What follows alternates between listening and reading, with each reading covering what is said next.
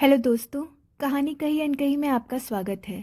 एक वकील के द्वारा सुनाया हुआ एक हृदय स्पर्शी किस्सा। मैं अपने चैम्बर में बैठा हुआ था। एक आदमी दंदनाता हुआ अंदर घुसा। उसके हाथ में कागजों का बंडल, धूप में काला हुआ चेहरा, बढ़ी हुई दाढ़ी, सफेद कपड़े जिनमें पांचों के पास मिट्टी लगी थी। उसने कहा, उसके पूरे फ्लैट पे स्टे लगाना है। बताइए क्या कागज और चाहिए, क्या लगेगा खर्चा। मैंने उन्हें बैठने का कहा। रघु, पानी दे इधर, मैंने आवाज लगाई। वो कुर्सी पर बैठे। उनके सारे कागजात मैंने देखे, उनसे सारी जानकारी ली। आधा पौना घंटा गुजर गया। मैं इन कागजों को देख लेता हूँ, फिर आपकी केस पर विचार करेंगे। आप ऐसा कीजिए, अगले शनिवार को मिलिए मुझसे। 4 दिन बाद वो फिर से आए, वैसे ही कपड़े। बहुत डेस्परेट लग रहे थे, अपने भाई पर गुस्सा थे बहुत। मैंने उन्हें बैठने का कहा। वो बैठे। ऑफिस में अजीब सी खामोशी गूंज रही थी।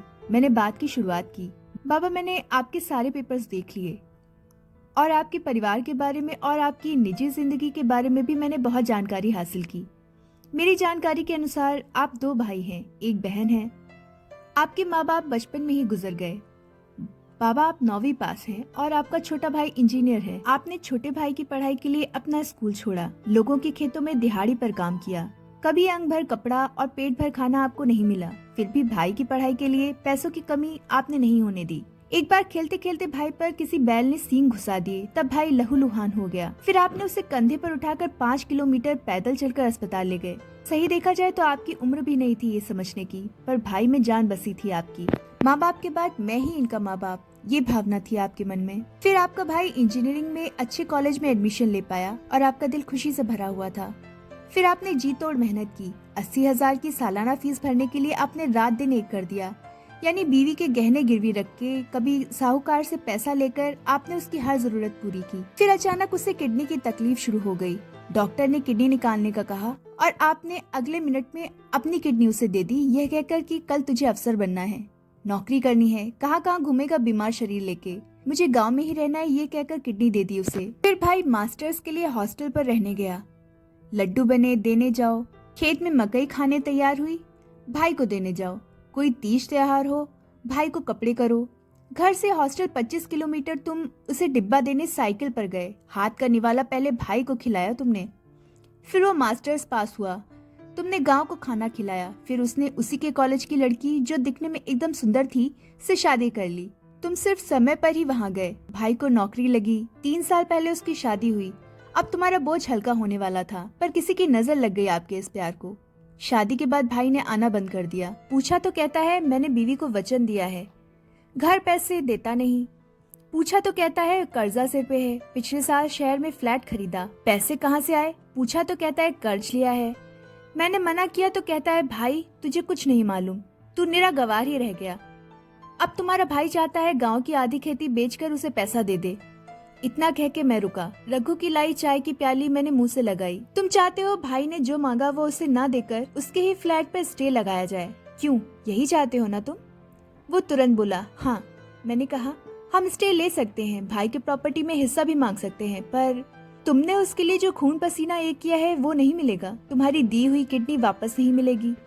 तुमने उसके लिए जो जिंदगी खर्च की है वो भी वापस नहीं मिलेगी। मुझे लगता है इन सब चीजों के सामने उस फ्लैट की कीमत शून्य है। भाई की नीयत फिर गई, वो अपने रास्ते चला गया। अब तुम भी उसी कृतज्ञ सड़क पर मत जाओ। वो भिखारी निकला, तुम दिलदार थे, दिलदार ही रहो। तुम्हारा हाथ ऊपर था, ऊपर ही रखो। कोर्ट कचहरी करने के बजाय बच्चों को पढ़ाओ लिखाओ। पढ़ाई करके तुम्हारा भाई बिगड़ गया, लेकिन इसका मतलब यह नहीं कि तुम्हारे बच्चे भी ऐसा करेंगे। वो मेरे मुंह को ताकने लगा, उठ के खड़ा हुआ, सब कागजात उठाए और आंखें पोंछते हुए बोला, चलता हूँ वकील साहब। उसकी रुलाई फूट रही थी और वो मुझे दिख न जाए ऐसा कोशिश कर रहा था। इस बात को अरसा गुजर गया। कल वो अचानक मेरे ऑफिस में आया। कलमों में सफेदी झांक रही थी उसके। साथ में एक नौजवान था और हाथ में थैली। मैंने कहा, बाबा बैठो। उसने कहा, बैठने नहीं आया वकील साहब, मिठाई खिलाने आया हूँ। ये मेरा बेटा बैंगलोर रहता है, कल आया गाँव। अब 3 मंजिला मकान बना लिया है वहाँ। थोड़ी थोड़ी करके 10-12 एकड़ खेती खरीद ली। अब मैं उसके चेहरे से टपकती हुई खुशी को महसूस कर रहा था।